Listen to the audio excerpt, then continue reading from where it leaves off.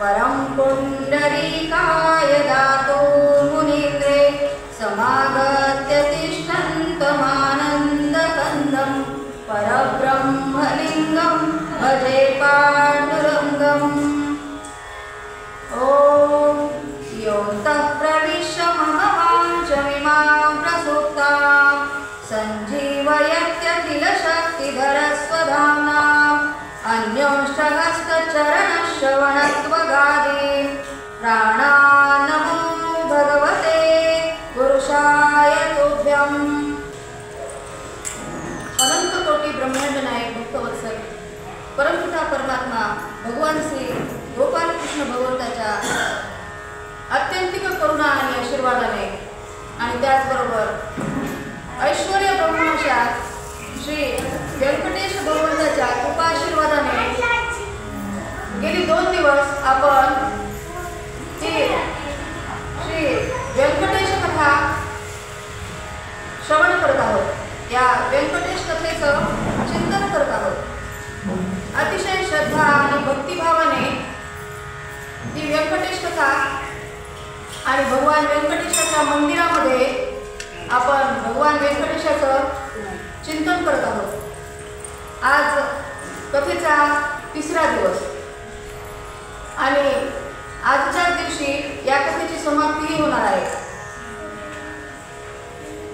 आणि कथेचा 3रा दिवस आणि या समाप्तीच्या दिवशी आजच्या कथेमध्ये भगवान श्रीनिवास आणि माता पद्मावती यांचा विवाहही संपन्न होणार आहे आणि अतिशय मनाला मोहून टाकणाऱ्या कथा आजच्या भागामध्ये आहेत। शेवटी करता करविता तोच, आपण फक्त निमित्त मात्र। आणि सुरुवातीला मला हे सांगायचे की जे काही माझ्या वाणीमधून स्पष्ट व चांगलं येईल ती माझ्यावर असलेली भगवंताची कृपा आणि जर काही त्रुटी चुका जाणवल्या तर तो माझ्या वाणीचा दोष आहे असं समजावं। आता आज सांगतेची कथा आहे आणि या कथेच्या सुरुवातीला मी पुन्हा एकदा भगवान श्रीकृष्ण आणि भगवान श्री व्यंकटेशाला नतमस्तक होते आणि त्याचबरोबर माझे सद्गुरू श्री चैतन्य महाराज देगलूरकर यांनाही मी सआदर नमस्कार करते आणि त्याचबरोबर माझे वैकुंठवासी सासू सासरे ज्यांचा कायम माझ्या पाठीशी आशीर्वाद असतो त्यांनाही मी सआदर नमस्कार करून त्यांचे आशीर्वाद घेते आणि त्यानंतर माझे माता पिता ज्यांनी मला भगवत भक्ती आणि सुसंस्कार माझ्यावर घडवून या व्यासपीठावर बसण्याचा अधिकार प्राप्त करून दिला त्यांच्या चरणीही मी नतमस्तक होते आणि सगळ्यात महत्त्वाचं म्हणजे ज्यांनी इथपर्यंत येण्यासाठी मला कायम म्हणजे फक्त संसारातच नाही तर आध्यात्मिक मार्गावर सुद्धा कायम माझ्या पाठीशी राहिले असे माझे पती परमेश्वर यांचा सुद्धा मी आशीर्वाद घेऊन आजच्या कथेला सुरुवात करते कारण ते सुद्धा माझ्यासाठी गुरुतुल्यच आहेत। कालच्या कथेमध्ये आपण पाहिलं की भगवान व्यंकटेशाचं तिरुमल पर्वतावर अवतरण झालं आणि आता भगवान व्यंकटेश बकुला मातेला भेटायला जाणार आहे। नारदजींनी बकुला मातेबद्दल त्यांना सांगितलं आणि आता माता आणि पुत्र यांची भेट होणार आहे। एका पर्णकुटीमध्ये द्वापर युगाच्या अंतापासून ते कलियुगाच्या प्रारंभापर्यंत म्हणजे द्वापर युग जेव्हा संपलं तेव्हापासून ते कलियुगाच्या प्रारंभापर्यंत श्रीकृष्णाची मूर्ती समोर ठेवून आणि तिची भक्तिभावाने पूजा करून वाट पाहत बसलेली आणि प्रत्येक क्षणी प्रत्येक दिनी मनात एकच आशा आहे आज भगवान नक्की येणार, आज माझे प्रभू नक्कीच येणार, आज येतीलच असं म्हणून त्यांच्या स्वागताची तयारी रोज करणारी बकुला माता। मेरी झोपड़ी के धागा खुल जाए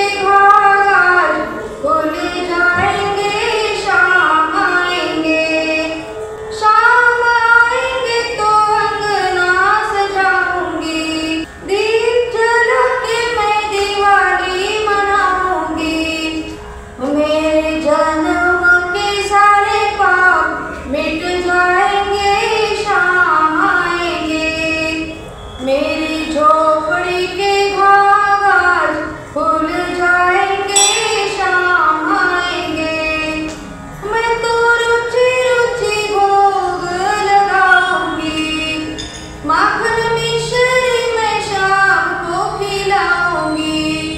ओ प्यारी प्यारी राधे प्यारे शाम आएंगे, शाम आएंगे, तो मेरी झोपड़ी के घाट आज खुल जाएंगे, शाम आएंगे, मेरी झोपड़ी के घाट आज खुल जाएंगे, शाम आएंगे।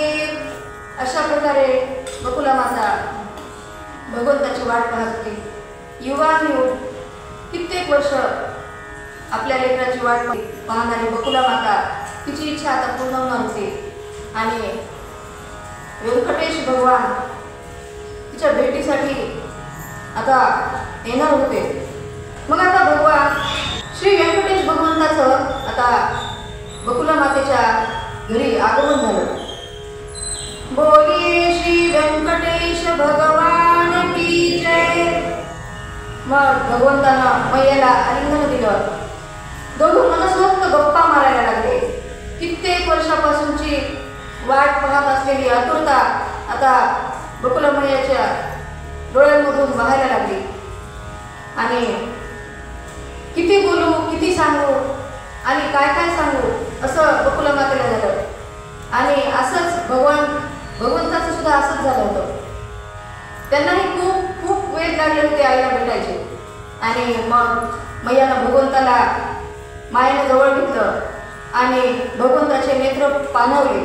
मग भगवंताने मैयाला सांगितलं मला भूक लागली आहे। मग मैयानं भगवंताला दूध भात दही भात भरवला आणि या जन्मामध्ये भगवंताला श्रीनिवास रूपात पहिल्यांदाच पाहिल्यामुळे मैयाचं वात्सल्य ओसंडून वाहत होतं। आणि मग मैया म्हणाली कान्हा आता तू एवढ्या वर्षांनी एवढ्या दिवसांनी मला भेटलास रे आणि तू माझी इच्छा पूर्ण करणार होतास ना आणि तू माझी ती इच्छा पूर्ण करण्यासाठीच इथं आला आहेस ना। मग आता मला तुझा विवाह पाहायचा आहे बरं। मग तुझं लग्न लावण्यासाठीच मी तुझी आतुरतेने वाट पाहत होते। आता माझी ती इच्छा तू लवकरच पूर्ण कर। तेव्हा भगवान म्हणाले मैया पण आता मला कान्हा कान्हा कान्हा म्हणू नको, आता मी कान्हा नाहीये। मैया म्हणाली मग काय म्हणू ते तू सांग। तेव्हा भगवान म्हणाले मैया आतापर्यंत माझं कोणी नावच ठेवलं नाही ग मी अवतार घेतल्यापासून, मग आता तूच माझं काहीतरी नाव ठेव बरं। मग मैया म्हणाली ठीक आहे। मग मैयानं भगवंताची अशी हनुवटी धरली हातामध्ये आणि एकदा डाव्या बाजूने पाहते एकदा उजव्या बाजूने पाहते आणि पूर्ण चरणापासून भगवंताचं निरीक्षण करते आणि भगवंताला डोळे भरून पाहून मग मैया म्हणायला लागली कान्होबा अरे तुझ्या या सुंदर मुखावर तर ना श्रीचा निवास आहे आणि म्हणून आजपासून तुझं नाव असेल श्रीनिवास। आणि मग जेव्हा श्रीनिवास हे नाव मैयाच्या मुखातून निघालं तेव्हा सगळीकडे दुमदुमी वाजायला लागली। सगळ्या आसमंतामध्ये श्रीनिवास श्रीनिवास श्रीनिवास असं गरजायला लागलं। अशा गर्जना व्हायला लागल्या आणि भगवंताला खूप आनंद झाला। श्रीनिवास म्हणजे काय तर श्रीयः श्रीनिवासः आश्रयस्थानं यस्य सभा म्हणजे ज्याच्या मुखावर श्रीचा निवास आहे तो म्हणजे श्रीनिवास।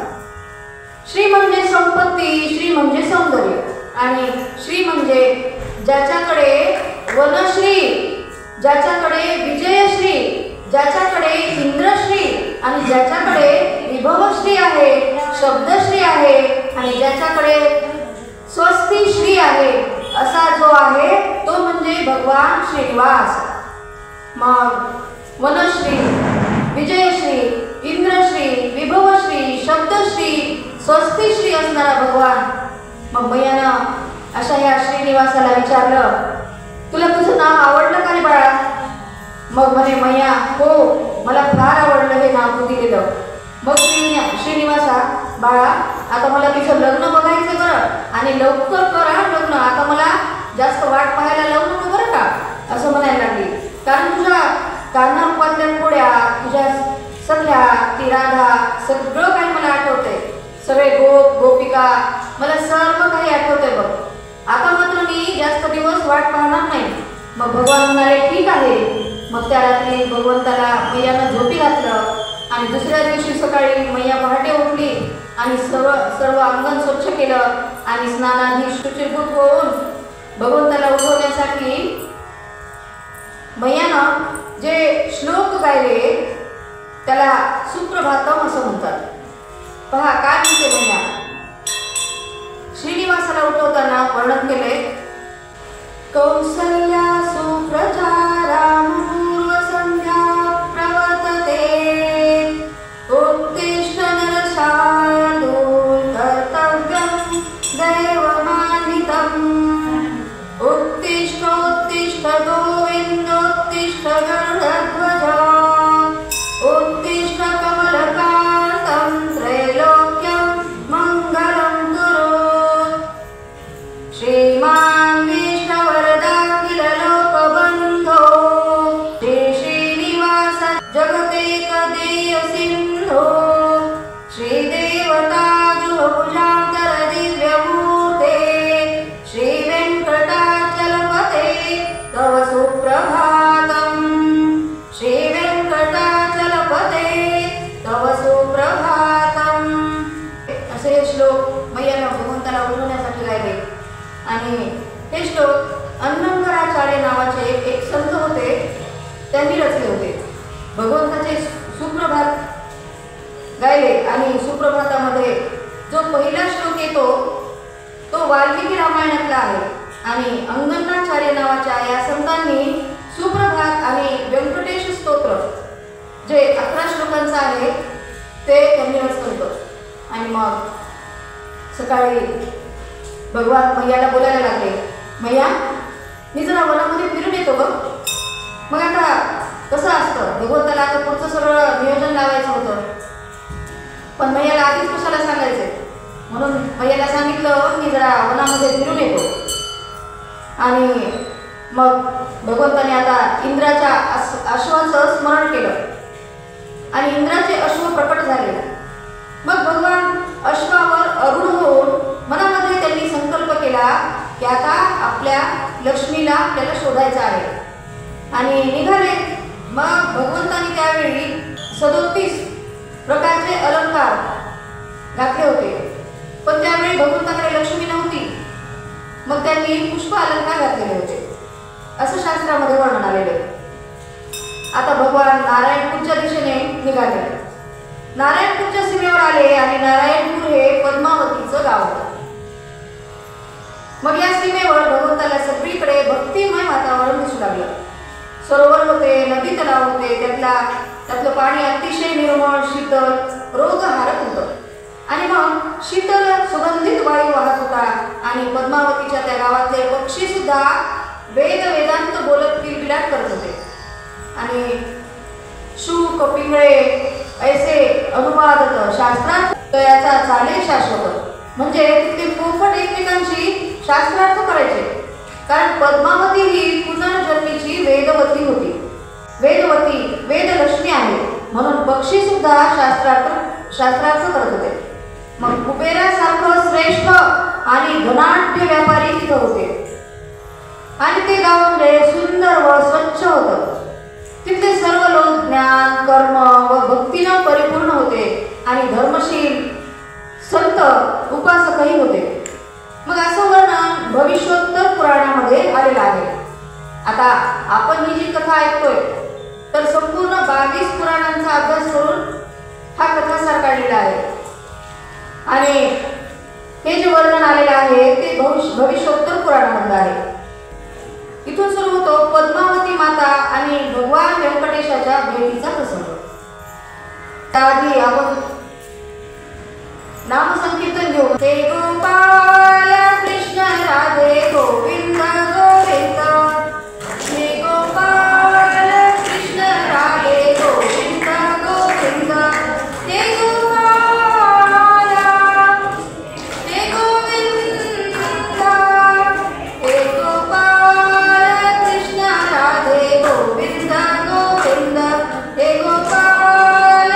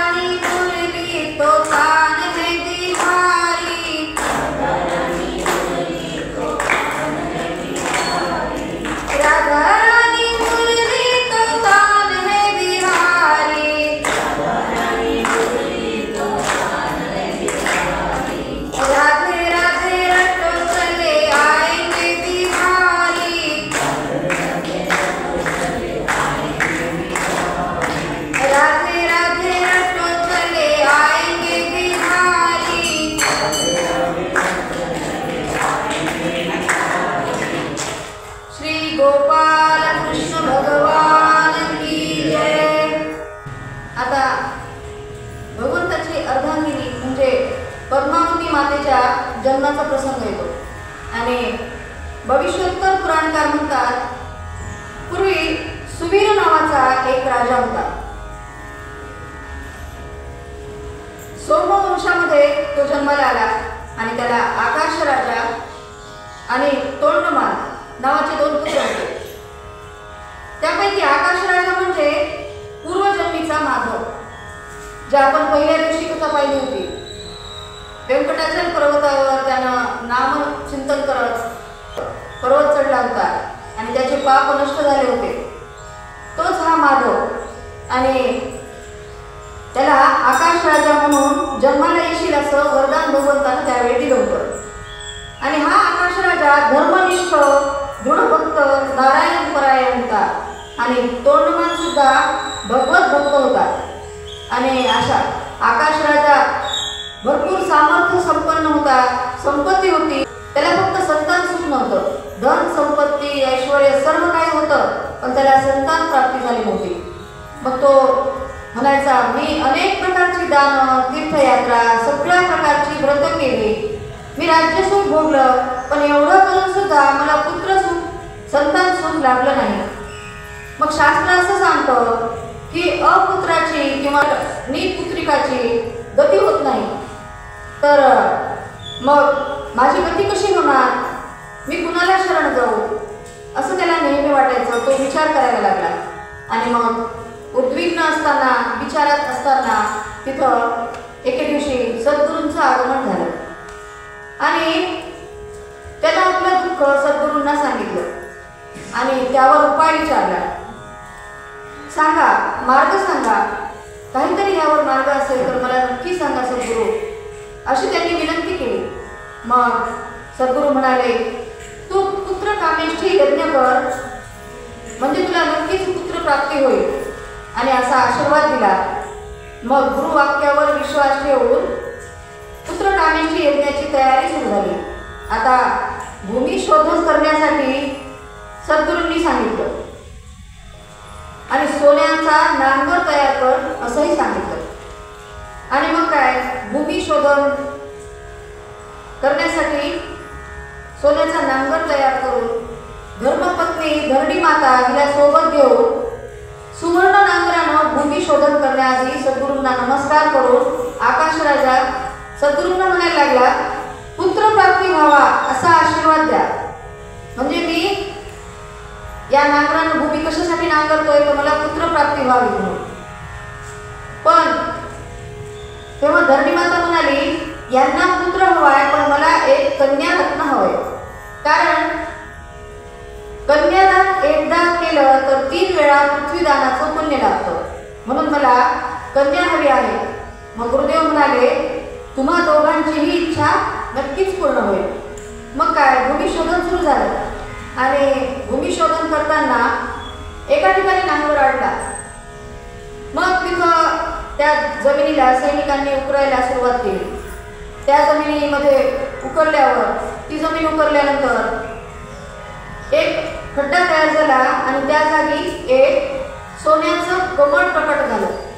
आणि त्या सोन्याच्या कमळावर साक्षात पद्मावती माता प्रकट झाली. सोन्याच्या कमल पुष्पावर साक्षात पद्मावती मातेचं प्रकटीकरण झालं. सद्गुरूंचं वचन खरं ठरलं. साक्षात आदिलक्ष्मी वेदलक्ष्मीचा अवतार पद्मावती माता प्रकट झाली. मग बोलिये श्री पद्मावती माता की जय. मग राजानं कन्येला पाहिल्याबरोबर त्याच्या अंगावर रोमांच उभे राहिले. चौकडे आनंदी आनंद पसरला. मग धरणीमातेने त्या छोट्याशा पद्मावतीला हृदयाशी लावलं आणि आकाशातून पुष्पवृष्टी व्हायला लागली. आणि आकाशवाणी झाली, हे आकाश राजा, ती साक्षात वेदलक्ष्मी आहे, तिला आपली कन्या मानून सांभाळ कर आणि तिचा विवाह करून भगवान तुझी जावई होती. तिच्याशी ज्यांचा विवाह होणार आहे ते साक्षात भगवान असणार आहेत, अशी आकाशवाणी झाली. आणि हे ऐकून आकाश राजाला अतिशय आनंद झाला. अशी ही पद्मावती माता सामान्यसारखा आईच्या उदरामधून, गर्भामधून तिचा जन्म झाला नव्हता, म्हणून ती अयोनी कन्या आहे. आणि ती अनन्या, म्हणजे भगवंताच्या चरणी ती अनन्य आहे. अशा या माता राणीला आपण प्रार्थना करायची आहे. काय प्रार्थना करायची आहे तर धरोनी हृदयी मला सतत रक्षिगे आपदी, म्हणजे हे आई साहेब तुमच्या जन्माची कथा आम्ही वर्णन करतोय आणि श्रवण करतोय. माते आमची सतत रक्षा करावी असा नमस्कार रूपी प्रार्थना करून आता आपल्याला पुढच्या कथेकडे वळायचंय. पद्मावती मातेला जेव्हा घरी आणलं तेव्हा मार्गामध्ये कमलवृष्टी व्हायला लागली, म्हणजे दिव्य कमळांचा पाऊस पडायला लागला. मग घरी आणल्यानंतर तिचं नामकरण सोहळा सुरू झाला. मग नाव कसं ठेवलं पहा, पद्मोदरीं पद्मगर्भां पद्मजातां वराननां पद्ममायां अवतारांतां अनुरूपं नामकर्मं नामना पद्मावती तिच, म्हणजे पद्मावती नाव ठेवण्यात आलं कारण नेत्र कमळासारखे, शरीराला सुगंध कमळासारखा, कमळातून प्रकट झाली म्हणून तिचं नाव ठेवलं पद्मावती. आणि मग जेव्हा पद्मावती हळूहळू मोठी व्हायला लागली तेव्हा तिच्या मुखातून वेद बाहेर पडायला लागले आणि मग 8व्या वर्षामध्ये पद्मावती मातेनं पदार्पण केलं आणि मग सद्गुरूंकडे शिकायला तिला ठेवलं. आता साक्षात लक्ष्मी असून सुद्धा तिला सर्व आधीच येत असून सुद्धा सर्व तिच्यावर संस्कार केले गेले. पहा आता ती साक्षात लक्ष्मी आहे, ती संस्कारयुक्तच आहे, पण तरी सुद्धा मृत्यू लोकामध्ये जन्म घेतलाय म्हणून तिच्यावर सर्व संस्कार सुद्धा करण्यात आले.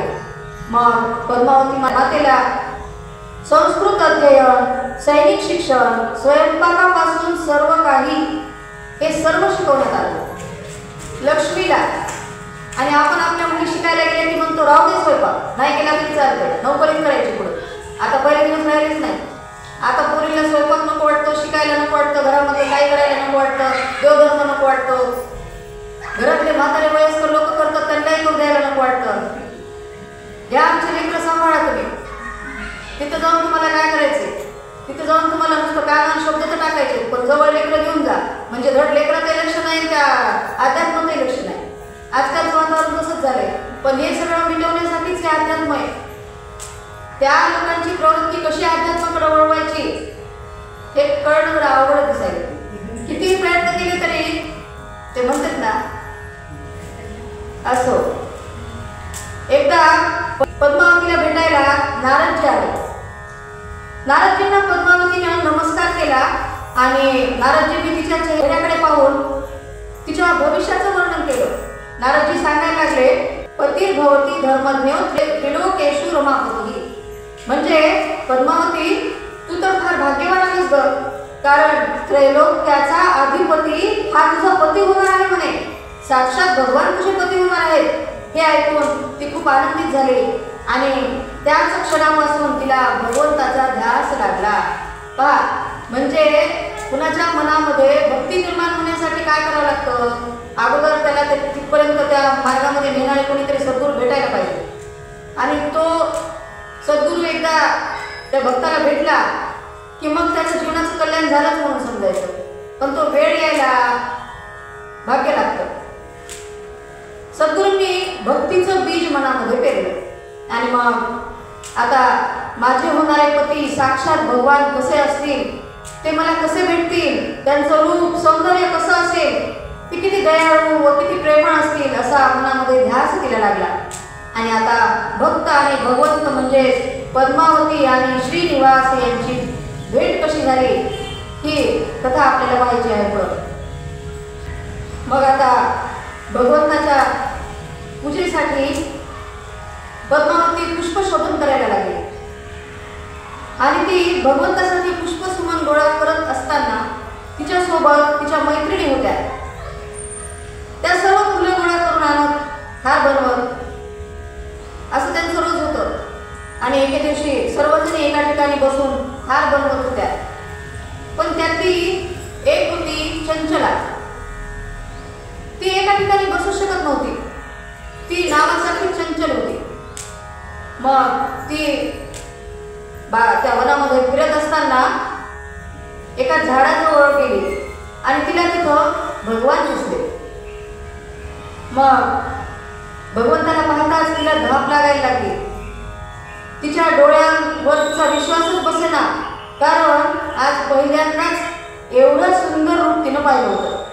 मग ती अशी धावायला लागली की तिला काही सुचच ना, कारण तिला तिच्या सगळ्या मैत्रिणींना सांगायचं होतं की अस्वस्थ झालेल्या, धाप लागत असलेल्या चंचलेला पाहून पद्मावती आणि तिच्या सर्व मैत्रिणी तिला विचारायला लागल्या, अगं काय झालं, भूत घेतलं पाहिलंस का काय, तू एवढी धावत पळत आलीस, तू घाबरलीस का, तुला काही झपाटले तुम्ही, असं तिच्या मैत्रिणी तिला विचारायला लागल्या. मग चंचला म्हणाली, अगं पद्मावती, आता तुझ्यासाठी जे नारदजींनी सांगितलं होतं ना, सद्गुरूंनी जे सांगितलं होतं ते आता खरं होणार आहे बरं. अगं काय सांगू म्हणे, आता मी एका पुरुषाला पाहिलं, त्याच्यापेक्षा सुंदर किंवा त्याच्या एवढा सुंदर पुरुष अख्ख्या त्रैलोक्यात कुणी नाही. तर एखाद्याने त्याला पाहिल्यानंतर तो अंतःकरण खेचून घेईल असा तो आहे म्हणे. मग जसं गुरु आपल्या शिष्याची भगवंताला गाठ घालून देतो, तसंच चंचलेनं पद्मावतीच्या हाताला धरलं आणि तिला घेऊन जाऊ लागली. मग जशी जशी जशी पद्मावती भगवंताच्या जवळ जायला लागली, तसं तसं भगवंताचं चित्त देखील चंचल व्हायला लागले. भगवंताची कशी अवस्था झाली वर्णन केले पहा. म्हणजे हा छुमछुम पैंजणांचा आवाज ऐकून भगवान चकित झाले आणि भगवंताची नजर गेली पद्मावतीकडे.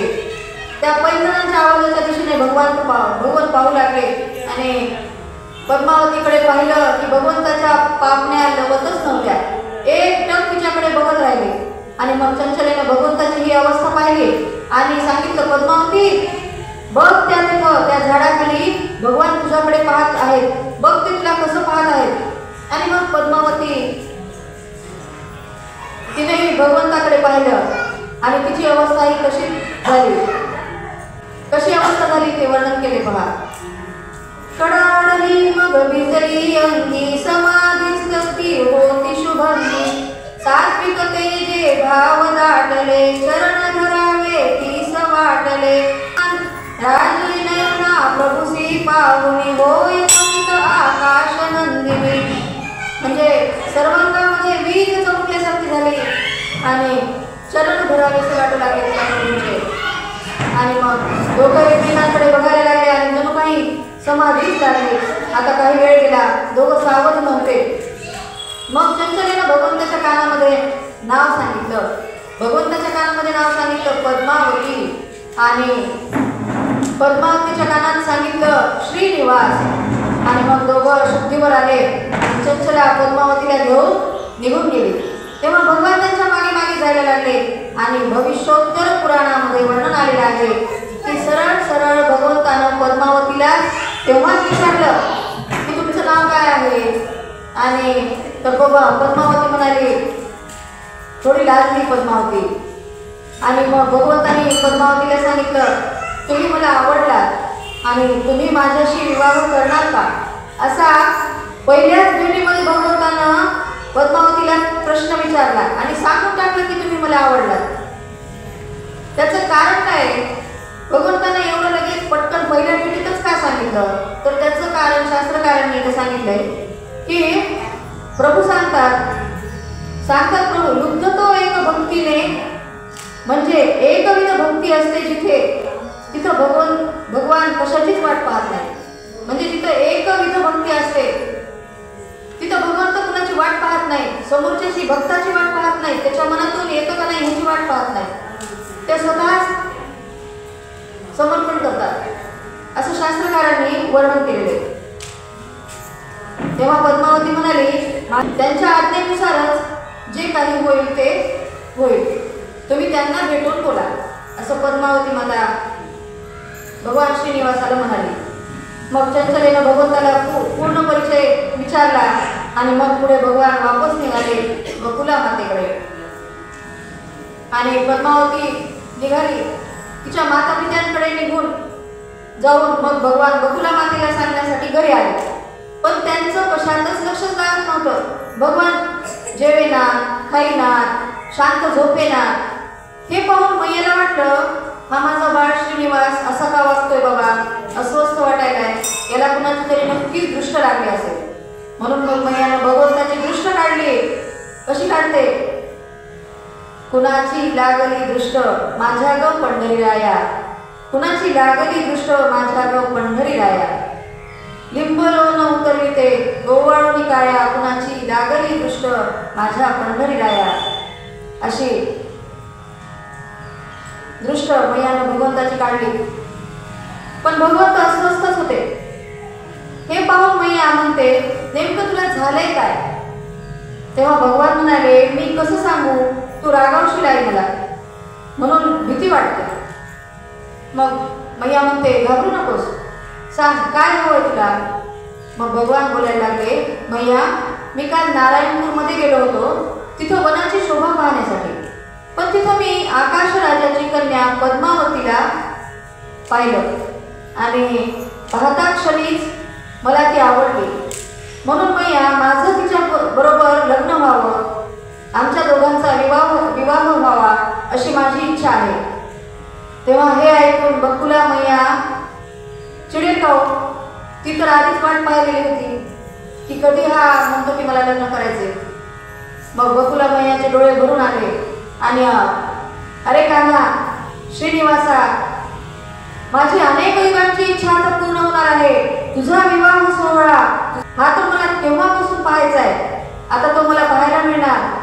पण मला एक शंका आहे म्हणे, ज्या पद्मावती सोबत तुझा विवाह होणार आहे ती पद्मावती मागच्या जन्मी अशी कोण होती की तिनं असं काय पुण्य केलं होतं